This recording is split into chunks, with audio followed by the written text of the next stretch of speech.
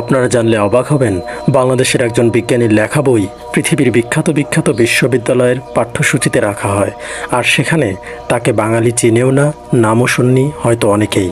চলুন তবে জেনে আসি সেই গর্বিত বাঙালি সন্তানটি আসলে কে। বাংলাদেশের একজন বিজ্ঞানী সম্পর্কে মন্তব্য করতে গিয়ে স্বয়ং স্টিফেন হকিং বলেছিলেন, সেই সেরা, আমি তার কাছে কিছুই না। সায়েন্স ওয়ার্ল্ড নামের একটি বিজ্ঞান ম্যাগাজিনে 2007 সালে জামাল নজরুল ইসলামকে নিয়ে একটা ফিচার ছাপিয়েছিল।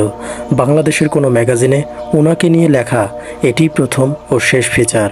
কৃষ্ণ বিবর নামে ওনার একটা বই আছে, যেটা বাংলাদেশে খুঁজে পাওয়া খুবই কষ্টকর।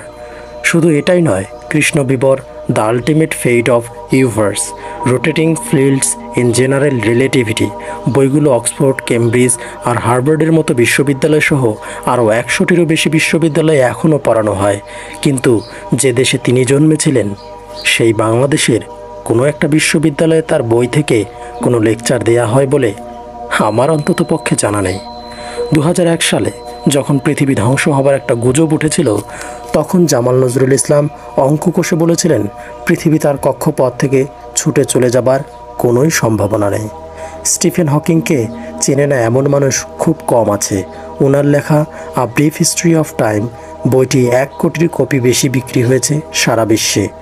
সে বইটি সর্বপ্রথম প্রকাশিত হয়েছিল 1988 সালে, কিন্তু এই বইটি প্রকাশের প্রায় 5 বছর আগেই 1983 সালে Jamal Nazrul Islam the ultimate fate of the universe বইটি লিখেছিলেন।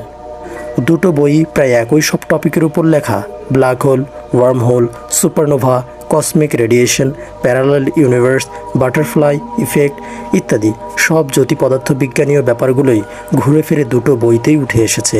কিন্তু তুলনামূলক বিচারে জামাল নজরুল ইসলামের বইটিকেই বিশ্ববিখ্যাত বড় বড় বিশ্ববিদ্যালয়ের অধ্যাপকগণ অধিক মূল্যায়ন করেছেন, যেটি প্রকাশিত হয়েছিল হকিংয়ের বইয়েরও প্রায় 5 বছর পূর্বে।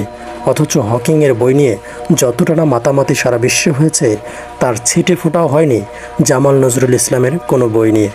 কিন্তু কেন? পরে বলছি, দাঁড়ান। বলা হয়ে থাকে বিশ্বের 7 জন শ্রেষ্ঠ বিজ্ঞানীর নাম বলতে গেলে সে তালিকায় নাকি জামাল নজরুলের নামও চলে আসবে। বিশ্বের বুকে বাংলার গর্ব জামাল নজরুল ইসলাম। 1983 সালে লন্ডনে লাখ টাকা বেতনের চাকরি এবং উন্নত সুযোগ সুবিধা ছেড়ে মাত্র 3000 টাকা বেতনের চাকরি নিয়ে তিনি চলে আসেন মাতৃভূমি বাংলাদেশে। বাংলাদেশের বিজ্ঞান শিক্ষা এবং বিজ্ঞান গবেষণার গুরুত্ব ও প্রয়োজনীয়তা অনুভব করেন তিনি, তাই সব সুযোগ সুবিধা ছেড়ে দিয়ে চলে আসেন দেশে।